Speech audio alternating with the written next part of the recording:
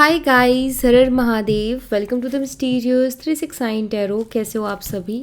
उम्मीद है आप सभी बहुत अच्छे होंगे और अपनी लाइफ में आगे बढ़ रहे होंगे। सो गाइस, हम देखने वाले हैं आपके पर्सन की करंट एनर्जीज, उनके फीलिंग इमोशंस आपके लिए क्या हैं। जेंडर का कोई इशू नहीं है, मेल फीमेल सभी इस रीडिंग को देख सकते हैं। और अगर आप मुझसे पर्सनल रीडिंग लेना चाहते हो, स्क्रीन पर व्हाट्सएप नंबर दिए गए हैं, आप उस पर कांटेक्ट कर सकते हो for love reading, health reading, career reading, सभी तरीके की रीडिंग्स मैं करती हूँ।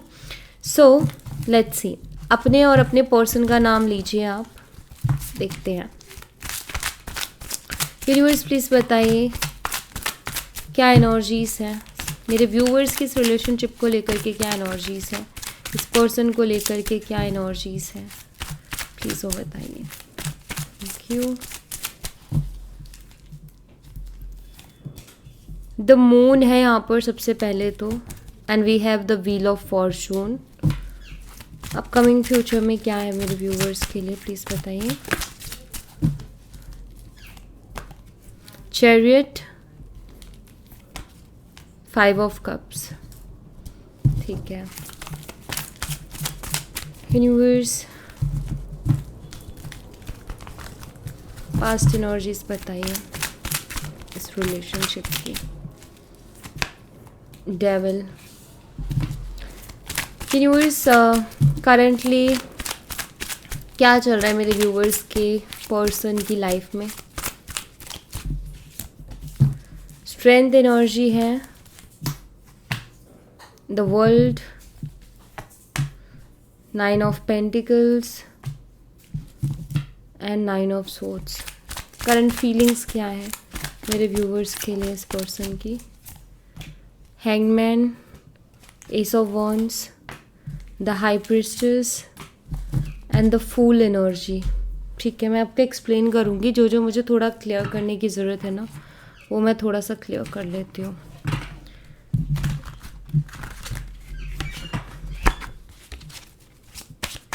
हैंगमैन की एनर्जी को क्लैरिफाई कीजिए यूनिवर्स। हैंगमैन की एनर्जी यहाँ पर क्यों है प्लीज़ बताइए। Lovers, 5 of pentacles. ठीक है, स्ट्रेंथ एनर्जी को क्लैरिफाई कीजिए यूनिवर्स। 9 of pentacles.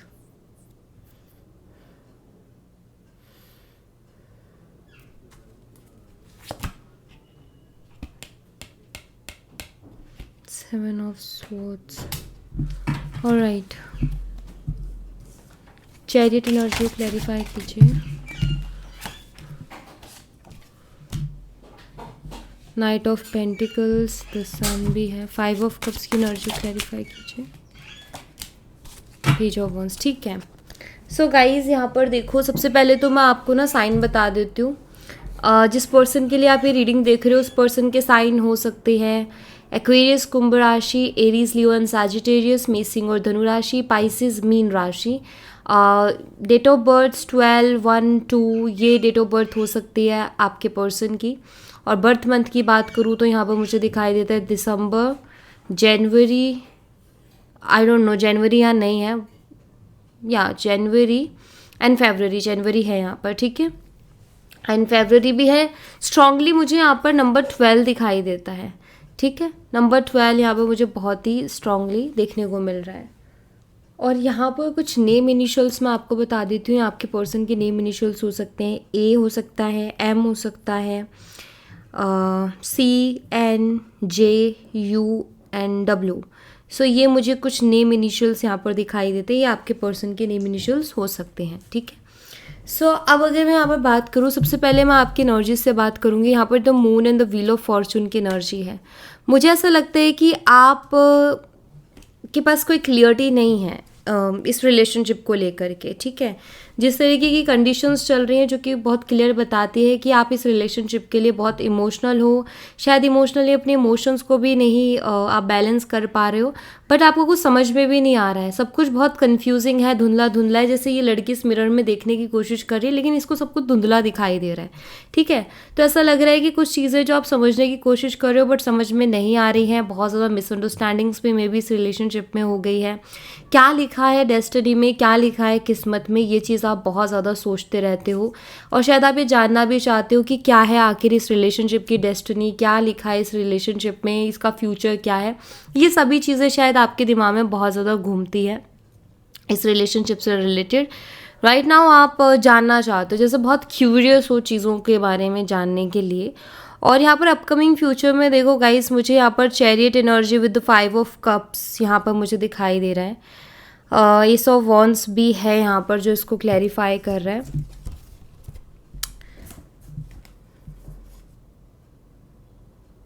मुझे ऐसा लग रहा है कि आप आगे बढ़ने की थोड़ी कोशिश करोगे अपनी लाइफ एंड फ्यूचर, ठीक है, आगे बढ़ने की, या फिर ये इमोशनली आप जो फंस गए हो इमोशंस में, मुझे लगता है इससे निकलने की आप कोशिश करोगे। ऐसा लग रहा है कि इन फ्यूचर यहाँ पर ना मुझे आपकी कोशिशें दिख रही हैं। इन फ्यूचर आप खुद को ये करोगे कि मुझे आगे बढ़ना है, मुझे इस तरीके से स्टक नहीं रहना है। और कहीं ना कहीं आप जो अपने लिए एनर्जी क्लेम कर रहे हो वो है न्यू बिगिनिंग की, ग्रोथ की, जो मुझे दिखाई देता है।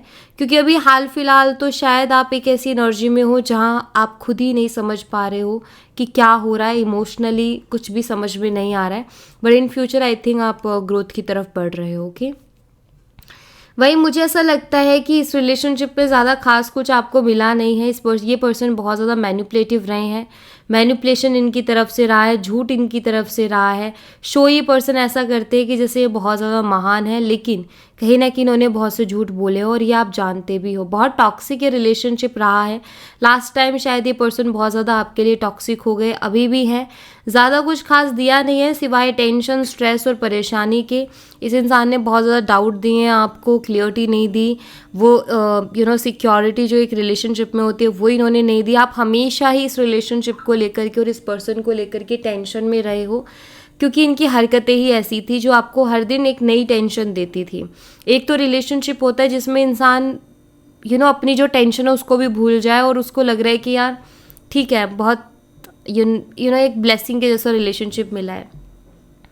बट मुझे लगता है कि ये रिलेशनशिप आपके लिए ऐसा रहा है कि आपको हर दिन कोई ना कोई चीज़ से डर लगा रहा है, हर दिन कोई ना कोई चीज़ परेशान करती रही है, हर दिन कोई ना कोई चीज़ हर्ट करती रही है। और ये आपके पर्सन की तरफ से हुआ है, चाहे उनका अजीब और गरीब व्यवहार हो, चाहे उनके रूडली बात करने का तरीका हो, अब्यूज़ करना हो, तो आई थिंक, और मैनिपुलेशन हो। हमेशा लाइक एक होता है ना कि एक बिलीव, एक ट्रस्ट शायद ये पर्सन आपको दे नहीं पाए इस रिलेशनशिप में, ये मुझे यहाँ पर दिखाई देता है, ठीक है। और करंटली इनकी लाइफ में क्या चल रहा है, यहाँ पर 9 ऑफ सोर्ड्स भी है, तो और यहाँ पर 9 ऑफ पेंटिकल्स भी है। ओके, सो देखिए यहाँ पर मुझे ऐसा लगता है कि ये पर्सन ना किसी के कंट्रोल में थे डेफिनेटली। यहाँ पर स्ट्रेंथ एनर्जी जो कि मुझे बताती है कि ये पर्सन किसी के कंट्रोल में रहे हैं, किसी ने तो इनको कंट्रोल किया है, ठीक है। और वहाँ पर इनको बेनिफिट्स बहुत ज़्यादा दिखाई दे रहे थे। एक होता है ना लालच दे करके जैसे मछली को जाल में पकड़ा जाता है, वैसे ही मुझे लगता है कि जिसके कंट्रोल में थे वहाँ इनको बहुत ज़्यादा लालच था, इसीलिए कहते हैं कि लालच बुरी बला है। लालच था और बहुत सी एक्सपेक्टेशंस थी, ये कंट्रोल में थे किसी के। और ये किसी, यानी कि अगर मेल है तो किसी फीमेल के कंट्रोल में थे, अगर कोई फीमेल है तो मेल के कंट्रोल में थे, मेल के कंट्रोल में थी, ठीक है। और वो जो पर्सन है जिसके कंट्रोल में आपके पर्सन थे वो टॉरस, वर्गो या कैप्रिकॉर्न हो सकता है उसका साइन, ठीक है। वृषभ, कन्या और मकर राशि। जैसा सोचा था वैसा इनको कुछ नहीं मिला इस पर्सन से। यहाँ पर रिग्रेट करते हुए दिखाई दे रहे हैं, आइसोलेटेड दिखाई दे रहे हैं कि जो सोचा था, जो एक्सपेक्टेशंस इन्होंने उस पर्सन से रखी थी, जिसके आगे पीछे ये हुए घूमते थे, इनको बहुत सी उम्मीदें थी, बहुत सी एक्सपेक्टेशंस थी, लेकिन इस इंसान की कोई भी एक्सपेक्टेशन पूरी हुई नहीं। और ये अब रिग्रेट कर रहे हैं उस बात का कि क्यों ही मैं उसके आगे पीछे था, क्यों ही मैंने इतने सपने देखे, क्यों ही मैंने इतना सोचा। इन्होंने उसके साथ मुझे लगता है बहुत से सपने देख लिए, ठीक है। हुआ क्या, उसने इनको चीट किया है, ठीक है। 7 ऑफ सोर्ड्स अगेन वही मैन्युपुलेशन, कहते हैं कि जो बोते हैं वही काटने को मिलता है। यहाँ आपको इन्होंने मैन्युपुलेट किया, उधर इनको मैन्युपुलेशन मिल गई। यहाँ इन्होंने आपको झूठ बोला, उधर इनसे झूठ बोल दिया गया। तो यहाँ पर मुझे ऐसा दिखाई देता है कि इस इंसान को भी कहीं ना कहीं धोखा मिला है, चीट मिला है। ये जो थर्ड पर्सन है वो खुद इनसे दूर दूर भाग रही है या दूर दूर भाग रहा है, क्योंकि वो भी परेशान हो चुकी हैं इनसे या परेशान हो चुका है, क्योंकि इनका बिहेवियर तो कहीं जाने वाला है नहीं ना। ये बिहेवियर इनका उधर भी है। इनको ऐसा लग रहा है कि ये बहुत ज़्यादा स्मार्ट है, ठीक है। एक्चुअल में इनको ऐसा लगता है या इनको ऐसा लग रहा था कि इन्होंने उस थर्ड पर्सन को कंट्रोल किया हुआ है, बट थर्ड पर्सन ने इनको कंट्रोल किया हुआ था। ये कहीं ना कहीं अब रियलाइज़ करे, इसीलिए तो इनको इतना ज़्यादा रिग्रेट हो रहा है। और किस बात का है, ठीक है। अब यहाँ पर ये है कि ये पर्सन आपकी तरफ फिर से अट्रैक्ट हो रहा है, ये मुझे दिखाई दे रहा है। एस ऑफ वॉन्ड्स, इनको फिर से आपकी तरफ अट्रैक्शन हो रही है, आपके साथ जुड़ने का मन कर रहा है, आपके साथ एक नई शुरुआत करने का मन कर रहा है, क्योंकि जो इन्होंने किया है, खिचड़ी जो पकाई थी वो तो इनकी जो है जल गई। अब यहाँ पर जो है इनको आपके साथ एक नई शुरुआत करने की लगी हुई है, आपकी तरफ अट्रैक्टेड है। और यहाँ पर द फूल है, जो कि एक न्यू बिगिनिंग को भी बताता है, बट इसका एक कुछ और भी कॉम्बिनेशन में मीनिंग निकल रहा है, जो कि मैं बताऊंगी।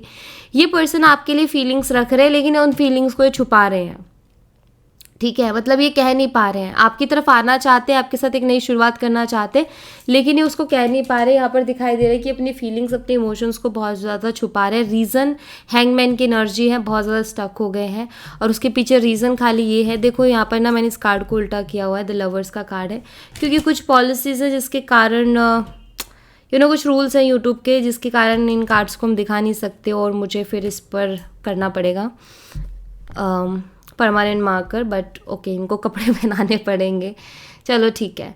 तो यहाँ पर लवर्स की एनर्जी है, और यहाँ पर 5 ऑफ पेंटिकल है। देखो आपकी पर्सन स्टक है, क्योंकि इन्होंने कहीं ना कहीं आपका भरोसा तोड़ा, इन्होंने आपको बहुत ज़्यादा इग्नोर किया, आपने शायद इनको बहुत चेज़ किया था, आपने शायद इनको बहुत ज़्यादा मनाने की, समझाने की, इनसे बात करने की कोशिश की, लेकिन इनका ध्यान बिल्कुल भी आपके ऊपर नहीं था, और इन्होंने ध्यान दिया भी नहीं, ठीक है। तो अब ये पर्सन स्टक इस वजह से है कि कौन सा मुंह लेकर के आपकी तरफ जाए। जब आप इतना पीछे उनके भागे थे, तब तो इस इंसान ने आपको इग्नोर किया, ठीक है। अब ये आपको किस तरीके से फेस करे, ये इनको समझ में नहीं आ रहा, ठीक है। इसीलिए अपनी फीलिंग्स को ये छुपा रहे हैं, बोल नहीं पा रहे हैं। इनके साथ ऐसा हो रहा है कि ना तो इनसे उगलते बन रहा है, ना इनसे निगलते बन रहा है, ना तो ये आपसे कुछ कह पा रहे हैं, और ना आपसे कहे बिना रह पा रहे हैं। ऐसी हालत इस इंसान की हो गई है। इनका मन इनसे ये कहता है, इनकी इंट्यूशन इनसे ये कहती है कि आप उनको इग्नोर करोगे। इंट्यूशन तो मैं नहीं बोलूँगी, बट मैं ये ज़रूर कहूँगी कि इनका मन इनसे कहता है कि अगर ये आपकी तरफ आए तो आप इनको इग्नोर करने वाले हो। मतलब इनके दिमाग में इस तरीके के इस तरीके की बातें चल रही है, यार वो क्यों ही मेरे ऊपर ध्यान देगी, वो क्यों ही मुझसे बात करेगी, उसको क्या ही मतलब पड़ा है मुझसे बात करने का, मैंने भी तो उसके साथ अच्छा व्यवहार नहीं किया, तो मेरे साथ अच्छा व्यवहार क्यों करेगी। तो ये चीज़ें यहाँ पर मुझे दिखाई देती है। आपकी एनर्जीज कहती है कि आप बहुत कंफ्यूज हो, आपको समझ नहीं आ रहा है कि हो क्या रहा है। शायद हर्ट भी हो, डेफिनेटली इस इंसान ने किया है। एक अकेलापन भी फील हो रहा है, क्योंकि इनके साथ आपने बहुत ज़्यादा अटैचमेंट कर ली थी, और अब सडनली इस इंसान का बिहेवियर इतना बदल गया, तो डेफिनेटली वो आपके लिए भी थोड़ा आसान नहीं है उस चीज़ को डाइजेस्ट करना। इस इंसान ने अपने किए पे अब इनको आपको आपके सामने आने की हिम्मत नहीं हो रही, आपको फेस करने की हिम्मत नहीं हो रही है। बॉटम ऑफ द डेक से देखोगे तो 2 ऑफ सोर्ड्स से ये भी यही बताता है कि इस पर्सन को लगता है कि अगर ये आपसे बात करने के लिए जाएंगे ना, आप इनसे साफ मना कर दोगे कि मुझे तुमसे कोई बात नहीं करनी है, मेरा तुमसे कोई लेना देना नहीं है। इस बात का डर लग रहा है, जिसकी वजह से ये आपको फेस नहीं कर पा रहे हैं, ठीक है। तो यहाँ मुझे दिखाई देता है कि ये हैं थोड़े से, ये इस तरीके के इंसान है कि जहाँ इनको ज़्यादा बेनिफिट्स दिखते हैं ना, उधर भागने की कोशिश करते हैं, और ये इनकी सबसे बड़ी गलती है, जिसकी वजह से ये एक अच्छे खासे रिलेशनशिप को भी खो रहे हैं। आपके साथ काफ़ी अच्छा रिलेशन था, आई थिंक रियलाइज़ भी हो रहा है इनको ये चीज़ कि मेरा काफ़ी अच्छा रिलेशनशिप था। द लवर्स एनर्जी थी, मतलब प्यार था, लॉयल्टी थी, ऑनेस्टी थी, बैलेंस था, लेकिन उसके बावजूद भी इन्होंने कदर नहीं की। तो अब उस चीज़ का रियलाइजेशन हो रहा है। यहाँ भी रिग्रेट है। रिग्रेट किस बात का कर रहे हैं? इसी बात का तो कर रहे हैं कि इन्होंने एक अच्छे खासे रिलेशनशिप को खो दिया इस पर्सन के पीछे। ये जिस पर्सन के पीछे भाग रहे थे, मुझे ऐसा लगता है कि उस पर्सन को खुद से ज़्यादा किसी से प्यार नहीं है। मतलब ये कहते हैं ना, जैसे को तैसा मिल गया, तो मुझे यहाँ पर यही दिखाई देता है कि ये जैसे थे इनको वैसा ही मिल गया। ओके, अब उसी रिग्रेट में कहीं ना कहीं जी रहे, उसी पछतावे में जी रहे, और यहाँ भी आपके साथ एक नई शुरुआत करना चाहते हैं, ये दिख रहा है यहाँ पर, लेकिन हिम्मत नहीं हो रही है। ठीक है, नेक्स्ट एक्शन हम इनका डेफिनेटली चेक करेंगे। यूनिवर्स, इस पर्सन का नेक्स्ट एक्शन क्या होगा? प्लीज़ बताइए, इस पर्सन का नेक्स्ट एक्शन क्या होगा? किंग ऑफ पेंटिकल्स की एनर्जी है, 10 ऑफ सोर्ड्स है यहाँ पर, 7 ऑफ कप्स। अभी थोड़ा सा दुख मनाएंगे, जो इनके साथ धोखाधड़ी हुई है उस चीज़ का दुख मनाते हुए मुझे दिखाई दे रहे हैं। जो एक तरीके से ये चीटेड फील कर रहे हो खुद को, ठीक है, तो इन फ्यूचर इस चीज़ का दुख मनाते हुए मुझे दिखाई दे रहे हैं। फिर धीरे धीरे करके बहुत सोचेंगे, ऐसा लग रहा है मुझे इस चीज़ के बारे में। अभी तो ये बहुत सोचेंगे। आगे आने वाले 10 से 17 दिन, 17-18 बोल सकते हो, 17-18 दिन तो इनकी एनर्जी रहने वाली है कि यही सोचने वाले हैं कि जो थर्ड पर्सन है उनने इसके साथ ऐसा क्यों किया, ठीक है, यही दिमाग में चलने वाला है। देन उसके बाद थोड़ी स्टेबिलिटी आएगी। स्टेबिलिटी के बाद यहाँ पर बॉटम ऑफ द डेक से एस ऑफ कप्स है। तो फिर जब वो कहीं ना कहीं जो एक धक्का लगा है इनको या शॉक लगा है, जब उससे बाहर आएंगे तो फिर ये सोचेंगे कि क्या करना है, क्योंकि एकदम से आपकी तरफ आने के लिए भी इनका दिमाग काम नहीं कर रहा है और अब इनके अंदर हिम्मत भी नहीं है कि ये जो है एक और रिजेक्शन को फेस करें। तो ये भी है कि हिम्मत नहीं है, तो वो हिम्मत जुटाने में थोड़ा तो टाइम लगेगा। उसके बाद ये पर्सन आएंगे आपकी तरफ। किंग ऑफ पेंटिकल है यहाँ पर, स्टेबिलिटी भी दिखाई देती है, तो चांसेस हैं इनके वापस आने के। जैसे कि आपका यहाँ पर था कि आखिर क्या है डेस्टिनी में। यूनिवर्स मुझे बताइए, इस रिलेशनशिप का लॉन्ग टर्म फ्यूचर क्या है? इस रिलेशनशिप का लॉन्ग टर्म फ्यूचर क्या है? प्लीज़ मेरे व्यूअर्स को क्लियरिटी दीजिए। पेज ऑफ पेंटिकल्स की एनर्जी है, किंग ऑफ स्वॉर्ड्स भी है यहाँ पर, एंड द एम्परर भी है। बहुत हद तक चांसेस है कि रिलेशनशिप स्टेबल हो जाएगा इन फ्यूचर, बहुत हद तक चांसेस है। ये पर्सन आपके साथ क्लियरली बिहेव भी करेंगे और सिक्योरिटी भी इस रिलेशनशिप पे देंगे, इस रिलेशनशिप की रिस्पॉन्सिबिलिटी भी लेंगे ये इंसान। तो लॉन्ग टर्म फ्यूचर मुझे स्टेबल दिख रहा है। ये पर्सन इस रिलेशनशिप की जो है रिस्पॉन्सिबिलिटी मुझे लेते हुए दिखाई दे रहे हैं, ठीक है। सिक्योरिटी भी इस रिलेशनशिप में मिलने के चांसेस हैं। ये पर्सन लॉन्ग टर्म में मुझे स्टेबिलिटी दिखती है।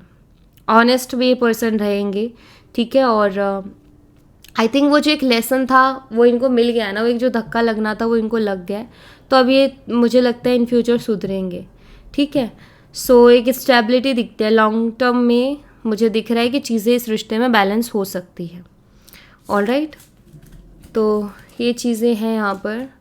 बट मैं एक ही चीज़ कहूँगी कि बहुत ज़्यादा इन्वॉल्वमेंट मत दिखाना। अगर आप बहुत ज़्यादा इन्वॉल्व होगे ना इस रिलेशनशिप में तो शायद चीज़ें बिगड़ जाएं। यानी कि मेरे कहने का मतलब ये है कि आपको ना बहुत लिमिटेड ही टाइम रखो हर चीज़ का, बस इसी में मत घुस जाना, ठीक है। जब हम किसी चीज़ में बहुत ज़्यादा खुद की एनर्जी दे देते हैं ना, ख़ास तौर पर काम की नहीं कह रही, काम में आप जितना दोगे आपको मिलेगा, लेकिन ख़ास तौर पर किसी इंसान को जब आप ज़्यादा एनर्जी देते हो ना अपनी, तो इंसान कहीं ना कहीं वैल्यू करना छोड़ देता है, चीज़ें बोरिंग हो जाती हैं, ठीक है। तो एक लिमिटेड वे में अगर आप चीज़ों को रखोगे तो एक इंटरेस्ट भी बना रहेगा, एक स्पार्क बना रहेगा और कहीं ना कहीं आप दोनों एक दूसरे से जुड़े रहोगे। बट अगर आपने ओवर किया चीज़ों को, उनके पीछे ज़्यादा ही भागे, तो फिर वो चीज़ ठीक नहीं है। आप बेशक अपनी बाउंड्रीज बना करके चलो, आप बेशक अपनी क्लियरिटी ले करके चलो, ठीक है। ऐसा ना हो कि बाद में आपको बहुत ज़्यादा परेशान होना पड़े। फॉर एग्जाम्पल, अगर आपको एक आपको पता है कि मेरे पास टाइम नहीं है फालतू का देने के लिए कि मैं जो है 2 साल किसी के साथ रहूँ और तीसरे साल वो इंसान अगर ख़राब हो जाए या बिगड़ जाए तो मैं उसको छोड़ दूँ, मेरे पास नहीं है कि मैं हर दिन नए रिलेशनशिप बनाती रहूँ। तो आप जब वो आए तो पहले ही स्टेबिलिटी की बात करो, कमिटमेंट की बात करो, देते हैं ठीक है, वरना फिर उनको टाटा बाय बाय बोलो, ठीक है। तो ये होता है कि आप अपने हिसाब से चल रहे हो, फिर आपको आगे की टेंशन नहीं लेनी है। टेंशन कब होगी? टेंशन तब होगी जब आप भरोसे बैठे रहोगे, आप उनसे क्लियरली बात नहीं कर रहे, आप उस पर उनसे डिस्कस नहीं कर रहे, उनका मन नहीं जान रहे और आप बस उनके साथ रिलेशनशिप में हो। और जब वो टाइम आएगा जब आप उनसे कमिटमेंट मांगोगे तो वो इंसान ने नहीं दिया तो फिर आपको ज़्यादा दुख होगा। तो इसलिए उन चीज़ों को पहले ही क्लियर कर लो, बाउंड्रीज सेट कर लो। कभी कभी रिलेशनशिप में बहुत ज़्यादा दे देते हैं, फिर वो इंसान जब ज़्यादा ही हरकतें उसकी ख़राब होती है देन उसके बाद दुख होता है कि यार मैंने सब कुछ इस रिलेशनशिप में दे दिया लेकिन ये इंसान है कि यहाँ इस हालत में मुझे छोड़ रहा है। तो उस चीज़ के लिए भी अपनी बाउंड्रीज बनाओ कि भाई मुझे ज़्यादा नहीं देना, चाहे आपको पैसे से रिलेटेड उनको हेल्प करनी है, चाहे वो फिजिकल रिलेशनशिप हो या कुछ भी हो, फिर उस चीज़ को लेकर के आप बाउंड्री बनाओ। इतना ज़्यादा मत दे दो किसी को कुछ चीज़ें कि फिर आपको बाद में रोना पड़े, ठीक है। तो इन चीज़ों को लेकर के बाउंड्री बना के चलो और क्लियरिटी के साथ चलो, तो आपको भी परेशानी नहीं होगी। और कोई इंसान अगर जाएगा भी तो ज़्यादा दुख भी नहीं होगा। ज़्यादा दुख तब होता है जब हम एक्स्ट्रा एफर्ट डाल देते हैं, अपना सब कुछ ही दे देते हैं उस इंसान को, तो बहुत दुख होता है। तो इस बात का थोड़ा सा ध्यान रखें। ओके, सो या thank you so much guys. ये थी आप लोगों के लिए एक छोटी सी रीडिंग। आई होप आपसे रेजोनेट की हो, आई होप आपको पसंद आई हो।